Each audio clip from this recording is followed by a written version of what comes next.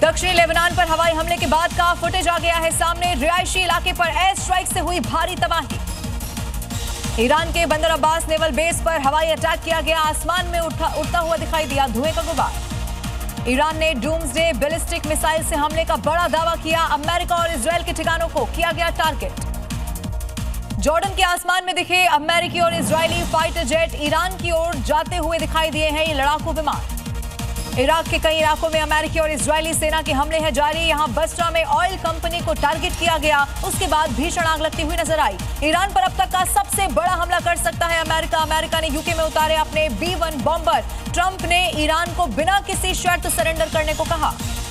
Iran के राष्ट्रपति Masoud Pezeshkian ने पड़ोसी देशों पर हमलों के लिए माफी मांग ली है। कहा ईरान पड़ोसी देशों पर अब हमला नहीं करेगा। इजरायल यूएस हमलों पर ईरान के राजदूत मोहम्मद फतलही का बयान आ गया है सामने। ईरान के लोग इस रास्ते पर हम या तो जीत हासिल करेंगे या फिर शहादत तक पहुंचेंगे। हमारे लिए दोनों ही सम्मान और खुशी की बात। ईरान ने मिडिल ईस्ट में अमेरिकी ठिकानों पर ड्रोन से कर दिया है अटैक। इजरायली सेना के ठिकानों पर भी बड़ा हमला किया गया। ईरान से युद्ध के बीच अमेरिकी राष्ट्रपति ट्रंप का पोस्ट लिखा। डिफेंस मैन्युफैक्चरिंग कंपनियों के साथ बड़ी बैठक की है। 4 गुना होगा हथियारों का प्रोडक्शन।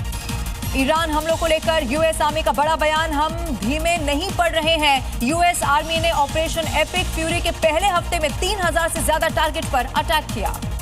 अमेरिका ने इजरायल को 1000 पाउंड के 12000 हवाई बमों की बिक्री कर दी है। अमेरिकी विदेश विभाग ने इसकी पुष्टि की। इराक के बसरा में आसमान में दिखे फाइटर प्लेन। ये फाइटर प्लेन खाड़ी की ओर जाते हुए नजर आए हैं। इधर इराक पर ईरान ने कर दिया है एक बार फिर से बहुत बड़ा अटैक, जहां यूएस सैन्य बेस को निशाना बनाया गया है। यहां बलाद एयरबेस भी टारगेट हुआ। एयर डिफेंस सिस्टम एक्टिव हो चुका है। लेबनान पर इजरायल के ताबड़तोड़ हमले लगातार जारी। लेबनान में 500 से ज्यादा ठिकानों पर इजरायल ने किया अटैक। बेरूत में दहियेह इलाके में आतंकी कमांड केंद्रों को टारगेट किया गया। अमेरिका ने 7 दिन की रिपोर्ट कर दी है पेश। 3000 से ज्यादा टारगेट पर बड़ा हमला किया गया। यूएस आर्मी ने कहा ईरान पर हमले इसी तरह से रहेंगे जारी। मिडिल ईस्ट में छिड़े इस भीषण युद्ध से सप्लाई चेन टूट गई है। पाकिस्तान में पैदा हुआ तेल का संकट। पेट्रोल पंपों पर दिखाई दी लंबी लंबी कतार। कोलकाता के पाइकपाड़ा इलाके में धमाका हुआ। कई धमाकों से घर हो गए हैं तबाह। मौके पर बम निरोधक दस्ता मौजूद। स्थानीय लोगों का है आरोप घर के अंदर देसी बम रखे हुए थे। पत्रकार रामचंद्र छत्रपति हत्या के मामले में डेरा प्रमुख को मिल गई है बड़ी राहत। राम रहीम को हाईकोर्ट ने आरोप मुक्त कर दिया है। पंजाब हरियाणा हाईकोर्ट ने 2019 की सजा को रद्द किया। उत्तर प्रदेश के डिप्टी सीएम केशव प्रसाद मौर्य के हेलीकॉप्टर की इमरजेंसी लैंडिंग करानी पड़ी। कौशाम्बी जाने वाले थे केशव प्रसाद मौर्य। हेलीकॉप्टर में धुआं भरने से लखनऊ में हुई है लैंडिंग। मिडिल ईस्ट में जंग के बीच भारत में महंगाई की मार देखने को मिल रही है। 60 रुपए बढ़े घरेलू एलपीजी सिलेंडर के दाम। कमर्शियल सिलेंडर 115 रुपए हो गया है महंगा। हरिद्वार में सीएम पुष्कर सिंह धामी ने कई योजनाओं की रखी है आधारशिला। सीएम धामी के अलावा गृहमंत्री अमित शाह भी इस कार्यक्रम में रहे मौजूद।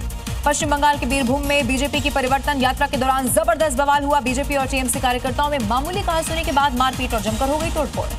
स्वामी अभिमुक्तेश्वरानंद की गौ प्रतिष्ठा धर्म युद्ध यात्रा का हो चुका है आगाज। कई स्थानों पर जनसभाएं होंगी। गाय को राज्य माता का दर्जा देने की होगी मांग। और नेपाल में पूर्व मेयर और रैपर बालेन शाह की पार्टी आरएसपी की बड़ी जीत हो गई है। समर्थकों का दिखाई दिया जश्न। प्रचंड और ओली को यहां मात दी गई।